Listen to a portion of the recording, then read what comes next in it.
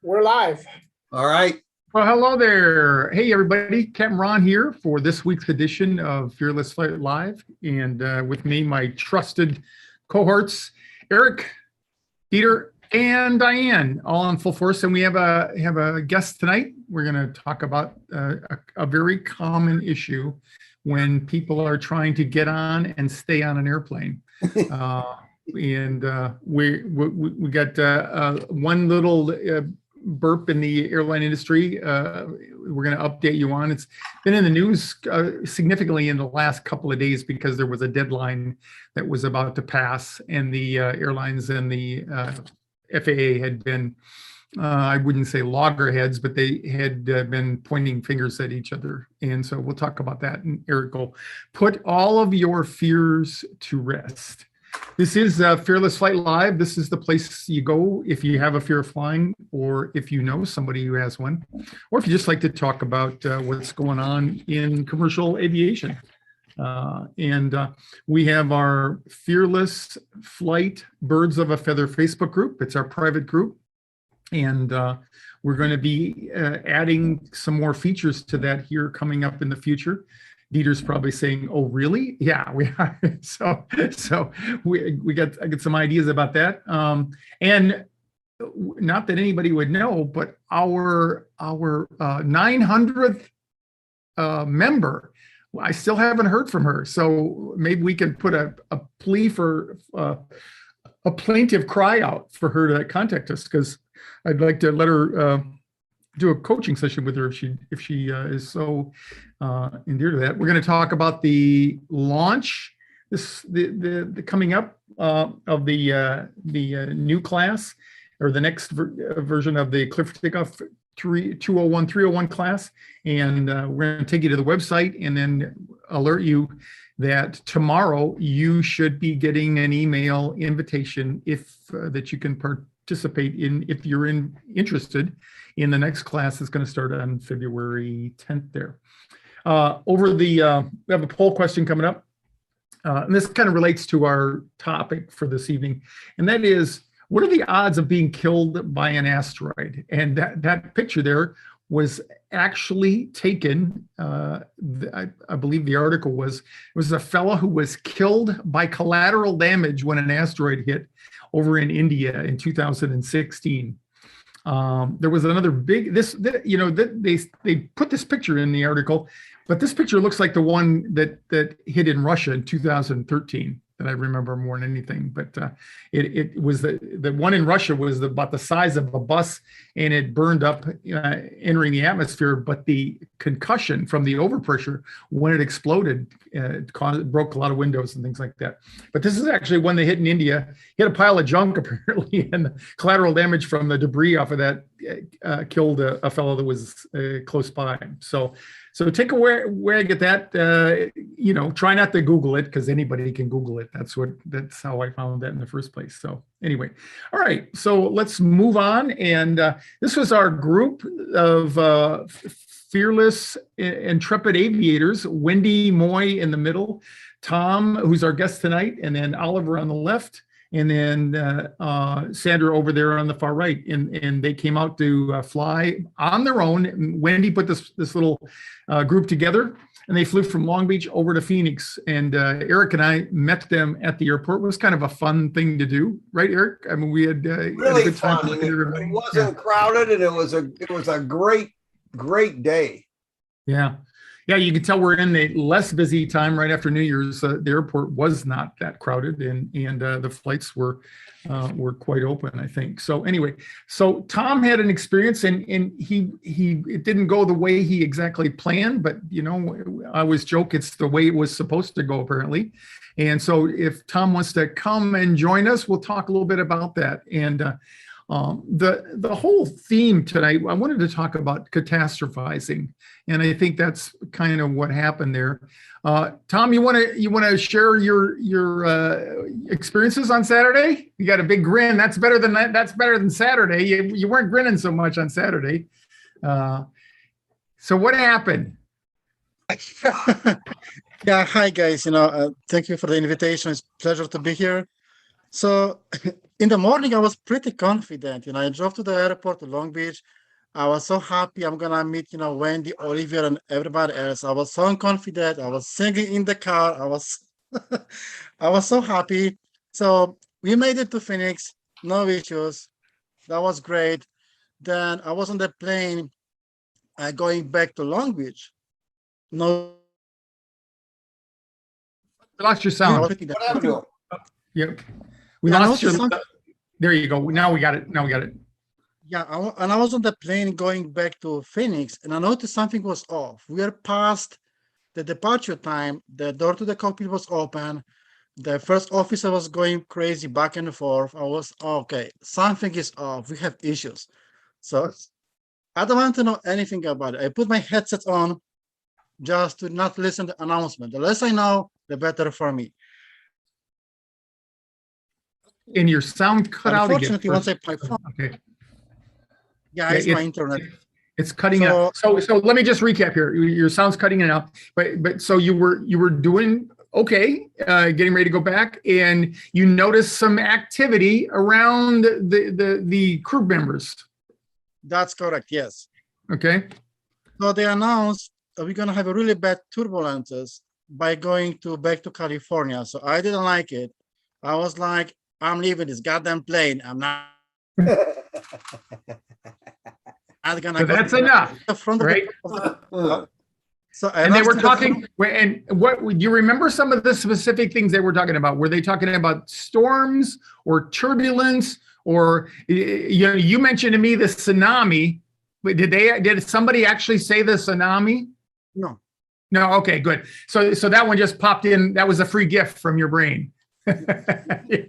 yeah. That's what the brain does. It comes up with that, because the tsunami in around Tonga, which is, they had a volcano that erupted over there. That would not, a tsunami is not going to affect the airport at Long Beach unless it flooded it and covered it with water, and that wasn't very likely given where Long Beach is located there. So anyway, all right. So then at what point, how did you hear this? Were you on the airplane when you heard this, or were you boarding? Were you walking by the cockpit, or where were you at? So I was already sitting on the plane waiting for the pushback. So I was good to go. Once they made the announcement. Oh, doggone, we're losing your sound. Yeah. So once I get the announcement, I got very uncomfortable. I just wanted to speak with the pilots or the flight attendant. The flight attendant, when I spoke with her, I just asked her, just tell me, be honest with me, how bad is it? And she scared me even more. Her face was dead serious. She looks very scared. She was exactly like that. We're expecting extremely bad turbulences approaching California. The word extremely bad. Okay. And your sound quit again. So she's the one that introduced the word extreme. Yes. Okay. All right. And you and I talked, I'll share with the folks watching here, that when you have flight attendants out there, all, present company accepted with Diane, I mean, they're second only to us in people that have some control over the airplane, but they don't have much. Right. And so flight attendants, and they all have their own experiences. So if you have, you can have flight attendants that are particularly triggered by the thought of turbulence, and may have had a bad experience. You can have new flight attendants. I think I mentioned before, when I used to be involved in the training teaching human factors to the flight attendants, sharing what it's like up in the cockpit. We had, I had a couple of flight attendants that had never flown before, which I thought was an interesting choice of occupations, for somebody. So it's not altogether uncommon, one, to have them up there listening to the hubbub with the pilots, about turbulence, to express their own fear, and probably not all that well gifted in dealing with their own emotions, even though they're more likely to go. And they may have had a bad experience, and all that. So it's tough, right? It's tough when you hear those words. I think you even said, I wished I wouldn't have heard them. But when you hear them, that caused you to panic then. And what was the story that you told yourself when you heard the extremely turbulent? I'm gonna stop my video, just the audio. Maybe my internet is too slow. This way I will not lose the Okay, audio of you okay. guys. Yeah. So, because I was cutting off. So when I hear the word extreme from somebody who is flying every single day, and she really looks scared. So that was enough for me. I'm leaving the plane. So, and I had to even issue to leave the plane. The guy from the gate, he was on my way to leave the plane. He said to me, "You're not leaving the plane." I was like, "Bro, I'm leaving this plane. Let me go, man." So show that this is where you're So lucky the guy- Diane wasn't there. She has tough cuffs she carries just for people like you. And zip ties, just in case. Just All right. So that way, and so you got on and you were doing okay. You hear the discussion about the turbulence and extremely turbulent, and your brain says, "Ha, that's all I need to jump onto this very, very, very raw and tender soul that I have," and didn't take much. And then you run into the gate agent who he's got his own world there. They're getting ready to push, and he doesn't need anything irregular to happen to keep him from pushing that piece of hunk of junk out on time, because that's all he cares about. Not literally, but it's pretty much his priority at that point in time. So you're not going to find a comforting soul or a soft place to land with him.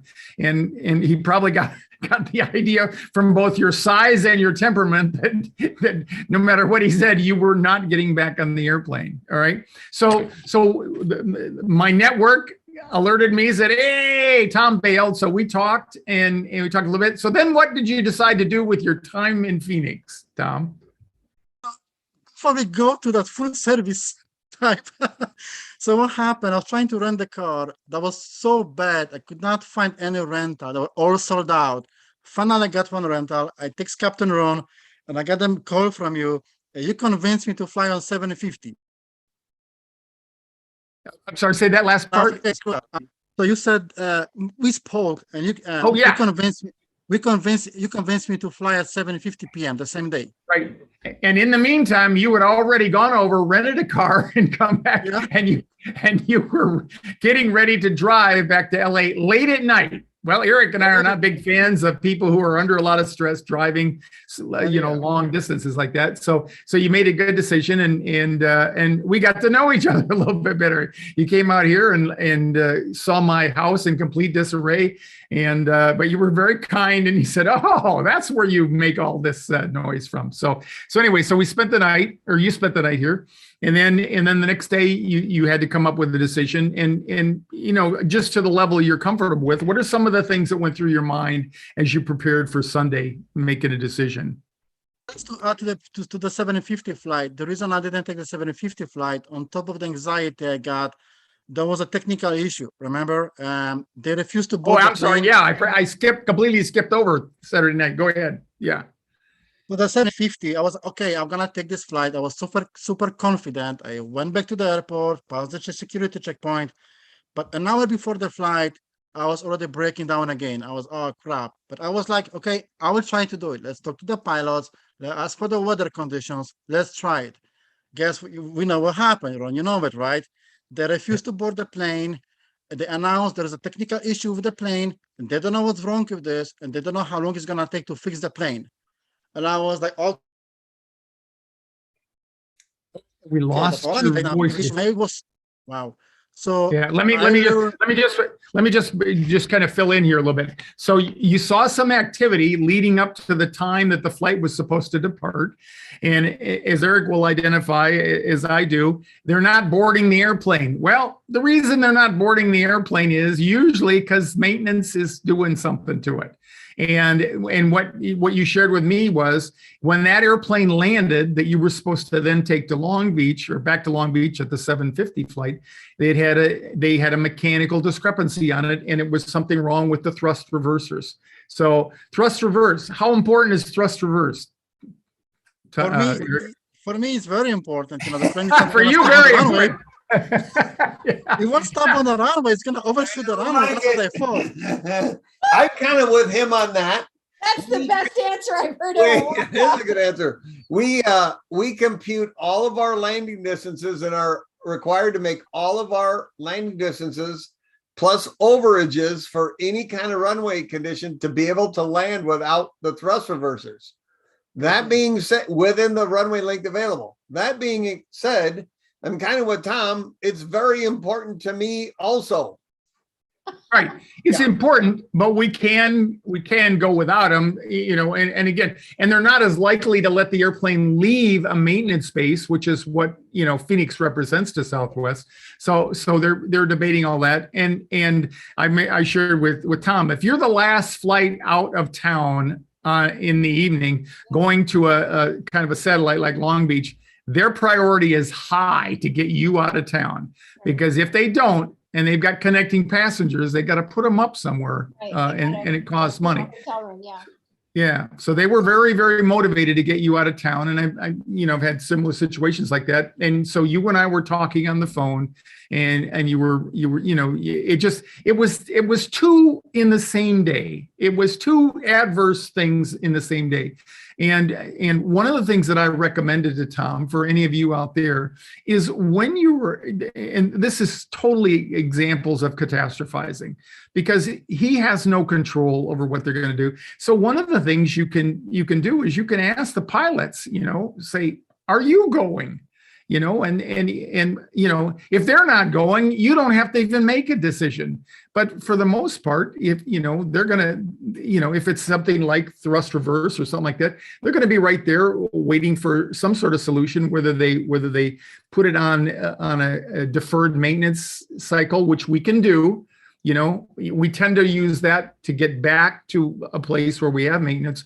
But as Eric said, you know, with long runways, and Long Beach has 10,000 plus over there, I think. Oh. And so it wouldn't be a factor. But I certainly understood when you shared that with me. And by that time, you know, we have a time, you know, we have this thing called time of useful consciousness in as human beings, where you can operate, you know, at 20,000 feet, your time of useful consciousness is only about 5 minutes or so. And after that, you don't get enough air for your brain to function properly. Well, we have another thing that happens, and it doesn't depend on altitude so much, but it's called decision fatigue. And when you know, with that day and all the decisions you had to make to stay on the flight to Long Beach or to get off the first one, whether to drive a car or not to drive a car, whether to take the flight in the evening and all that, by that time, you know, not only were you working up against your tendency to catastrophize, but you were getting to the point where you were pretty sick and tired of making decisions there. And the only thing that I could recommend, well, first I'll ask you, Tom, have you reached any conclusions in retrospect, you know, or, you know, how are you thinking about that today when you're 2 days past that? I regret I didn't take the flight with Wendy and Olivia back, but I'm glad, you know, you offered me the place to stay. I had no place to go, so I really appreciate Captain Ron for offering me his house. I was glad. You know, we talked about good advices. Are you guys there? Yeah, the bandwidth is stealing your audio from time to time. So anyway, so we'll kind of wind this up. But anyway, so that's a great example, not a great example, but it's a really good example for people out there to know that this is a real issue for people, and you're not alone out there. You know, Tom went down the road of I got to be the worst you've ever had, all that, and you know, everybody wants to go in the competition at that point and say I'm the worst, and it's meaningless, because what's terrible to you is very real and present compared to somebody else. And so I just want to, thank you for having the courage to come on and talk to people, because amongst all the things, we like to help people out there, but number one, we want to try to be real with everybody and let you know. And what I would recommend, the main way you're going to get over this is you're going to have to fight through those feelings and stay on there, because otherwise you can't prove it. And have you talked to Wendy or any of the people on the flight there about the flight back? Well, I was going to ask, how was the ride? Like Wendy said, the flight was very smooth, similar to going to Phoenix. Yeah, and that's so typical.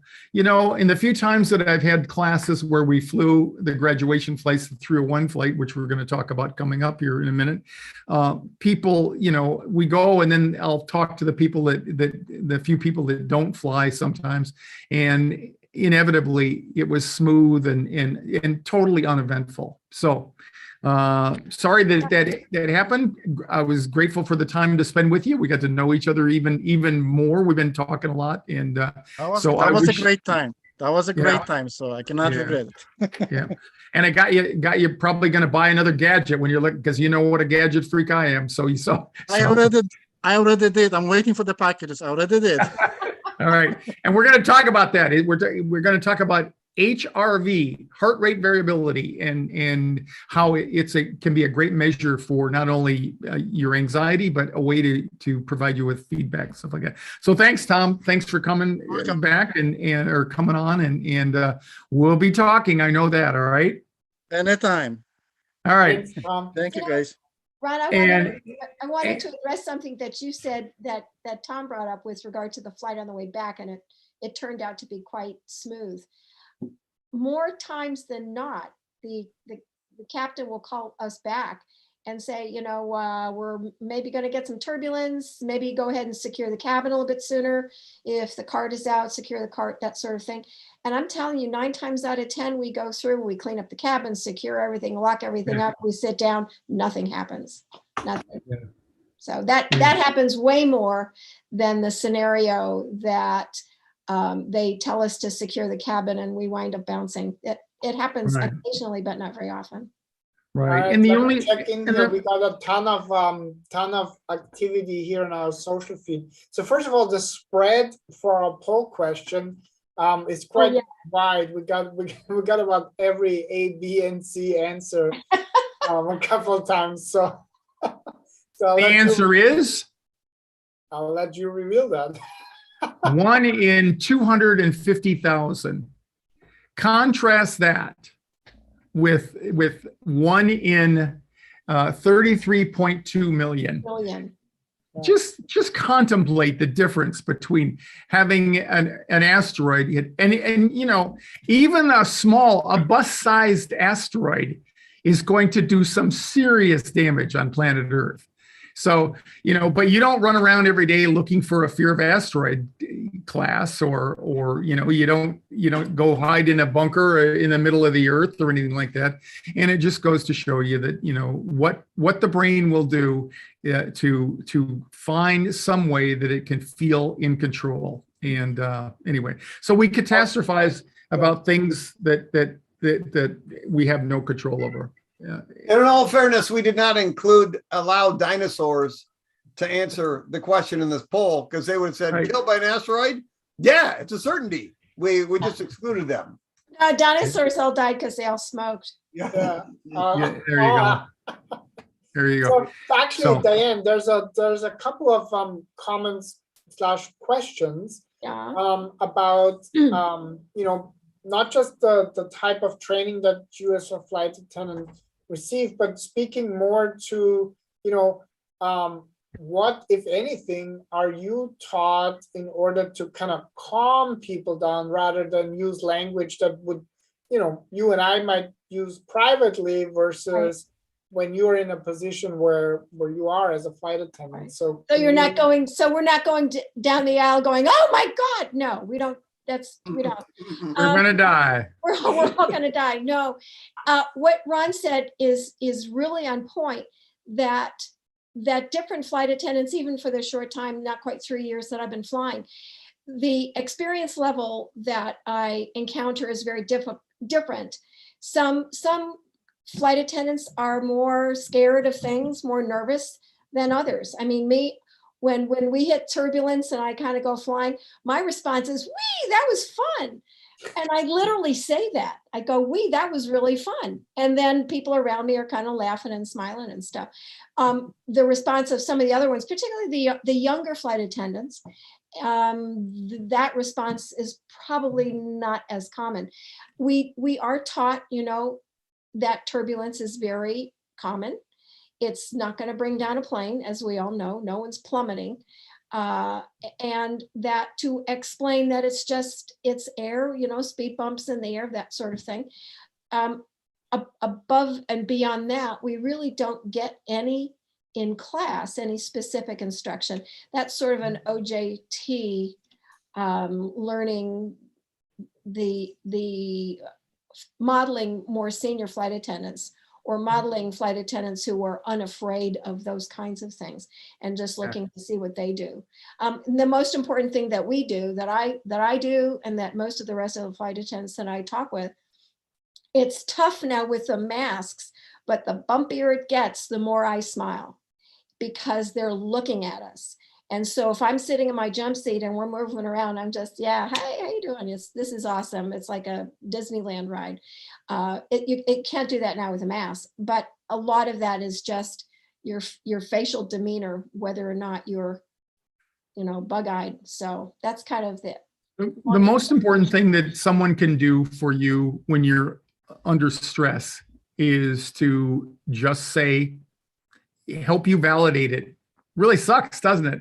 Yeah. I mean, and believe it or not. Then the second thing is it's going to be all right. Right. But if you lead with it's going to be all right, that usually very seldom ever hits any meaningful areas there. And, so and anyway. one thing that you guys talk about that I have taken on, that I will say if I have the opportunity, if I'm in the right place, and people are looking kind of buggy, I'll say, oh, this is really annoying. I can't pour the coffee, or I can't get out the Diet Coke. This is really annoying.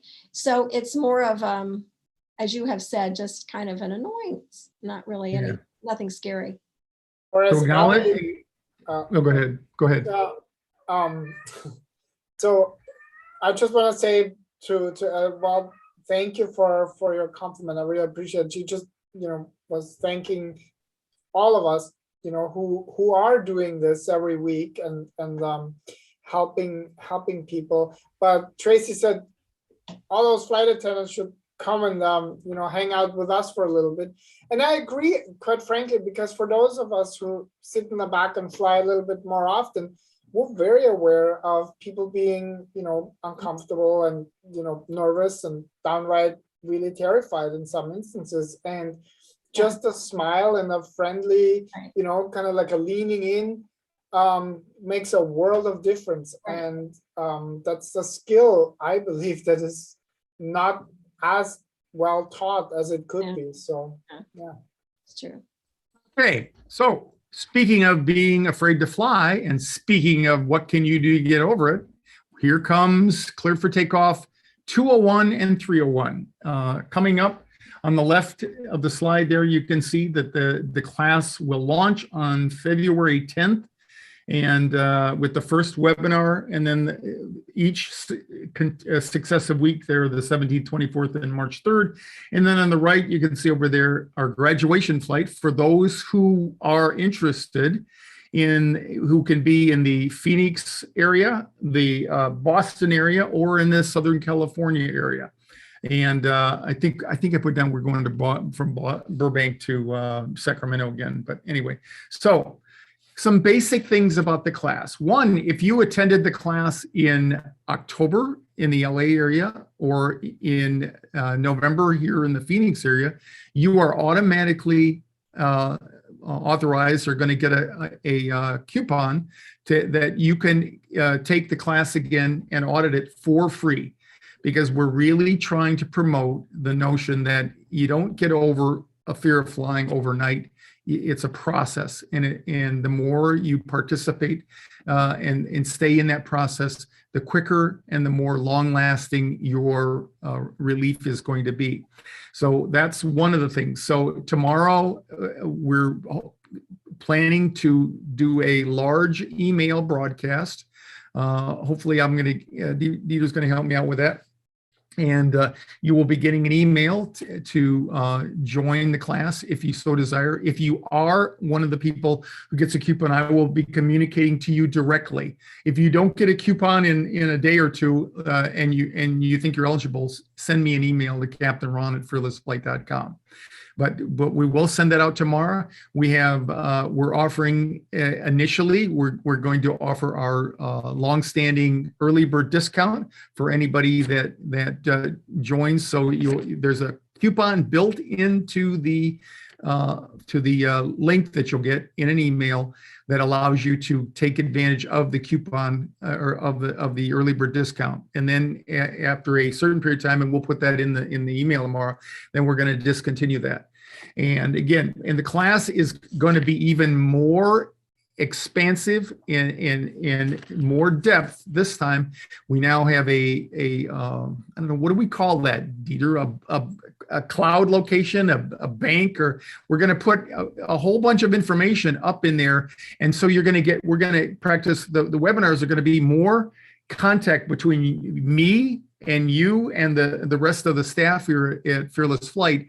And we're going to give you some homework now, and you'll be able to go up there and you'll be able to actually begin the class. My goal is to have it all ready. Well, there are some parts that we're going to be working on to release to you as soon as you sign up. But anyway, we'll share some more of the details as we get closer to the start of the class. But we want you to participate.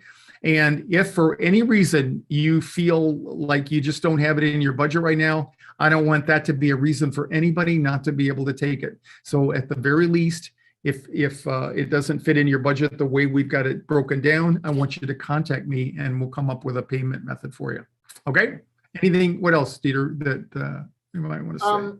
Well, what you were alluding to, we have what's called a learning management system now at our disposal. So what that means is there's already going to be we have a great success story from Colleen Wozicki, for example, who was one of the earliest members in the online course, and then Anne Gray, beautiful alumni story that so we've already put that stuff in this course. So even before February 10th, when we have the first of the 4 live webinars, you'll already be able to go in there and you can get yourself primed, so to speak, with a lot of great content from previous webinars and from the success stories, and we've got some interviews in there as well. So really to get your, I'm gonna say, your head and your heart into the class, and it'll just be a much more immersive experience for you. So we're pretty excited about it. Kind of our version of Wikipedia, only for fear of flying, basically. Lots of resources, lots of past testimonials, and lots of people. So because one of the biggest things is people who have a fear of flying or other emotional issues like that, you tend to feel isolated, like you're the only one. And so we put a lot of emphasis on getting some quality testimonials and some interviews with people who talk about their experiences both before and after taking the class. So anyway. All right. Last thing is there's been something in the news called 5K, and not the way in which you have been listening to 5K, as in marketing, why you should get Verizon or AT&T or something like that. So Eric's been looking at that today. It's been in the news the last couple of weeks. So talk to us about this 5K thing, Eric. All right, you guys, I'm going to throw Ron under the bus a little bit here because he promised me 4 minutes and 57 seconds. So we're now 3 minutes over. So I want to start by saying I will give you the thumbnail version, and I've never done this before, but if you contact Ron, he will give you my cell phone number. And after tomorrow, I will attempt to talk to every one of you that calls me if you want the professorial version of this.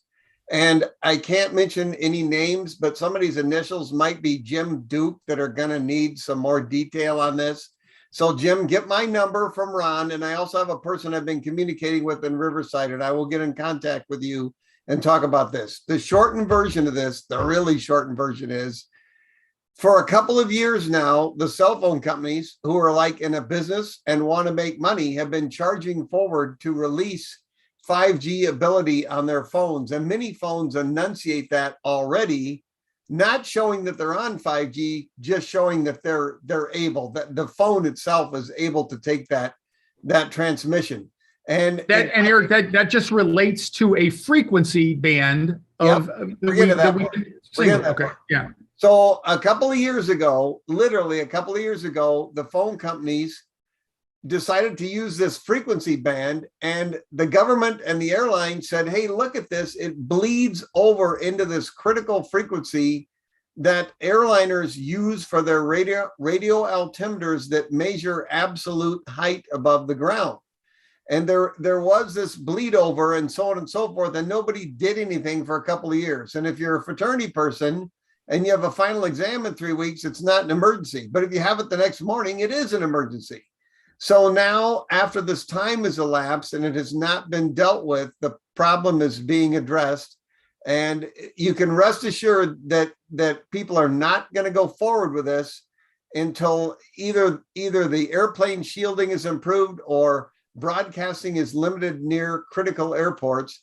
And in a very fast nutshell, what the radar altimeter does by measuring absolute height above the ground, the primary function is for use in instrument approaches during low visibility weather.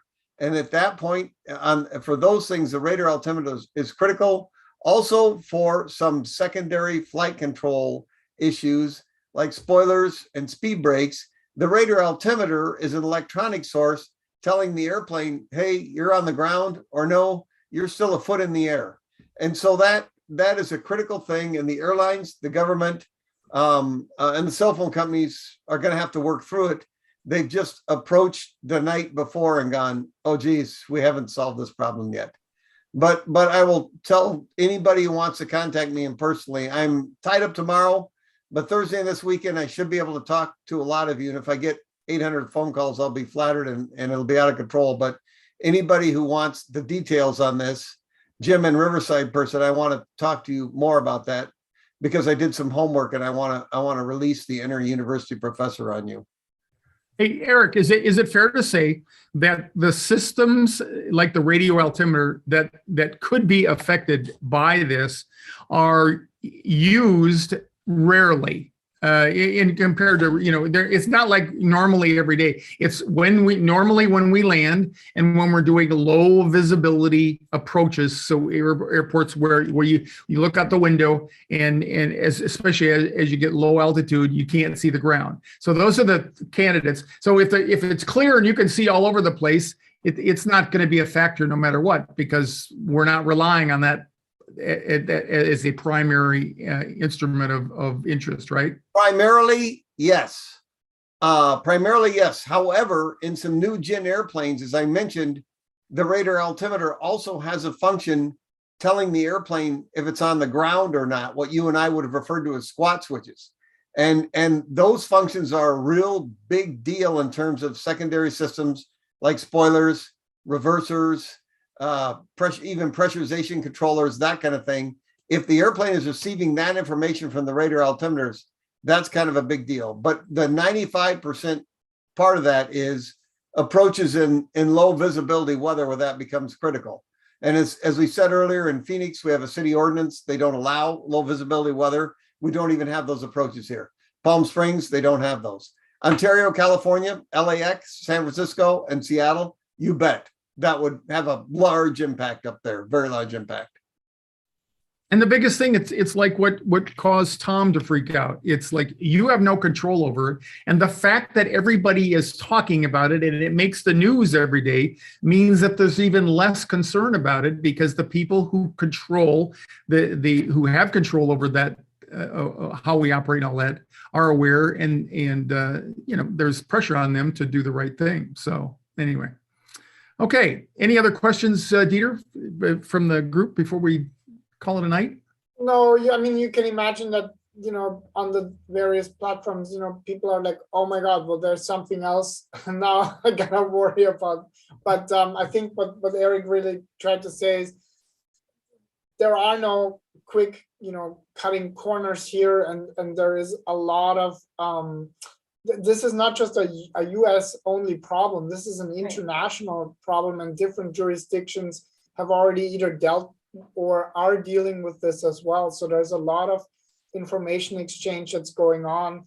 And I think especially here, we've kind of learned that it's a good idea to use that consultation type inclusive approach. Boeing, that kind of taught us that it's a good idea to bring people to the table and have the cards open rather than afterwards go, oh yeah, they did actually self-certify themselves and we didn't really know what was going on. So I think that's a process that's just part of upgrading your phones, getting faster internet. We're not going to stop that, but we can make sure, and I think that's what I'm hearing, and Eric has said as much, that there's a process where there's a lot of checks and balances that have to be, included. And if we're talking about it, it's less of a concern. Okay. So I just all right. zapped by. I'm flying. Are you going to quit flying over at Eric, or Diane? You going to quit flying? No. Oh no. And I just got zapped by Jim Duke, our maximum All right. fact checker, and I try not to slip stuff by him, but he says no. In fact, we may have the city ordinance, but they don't in Palm Springs. And he says on January 20th, 2017, they had a fog bank there, which caused the Obamas, who are on an either executive jet or some other kind, to have to divert to March Air Force Base and drive back there because they had fog in Palm Springs. Unbelievable. Yeah, that's the way life is. Yeah. We at least expect it. So anyway. There's a message there somewhere. Yeah. Yep. Okay, everybody. Thanks again for joining us. Thanks to my cohorts and friends here, Eric, Dieter, and Diane. And we want to thank you for joining us every week. And we'll be back next week again for another episode of Fearless Flight Live. So have a great week, everybody, and keep flying.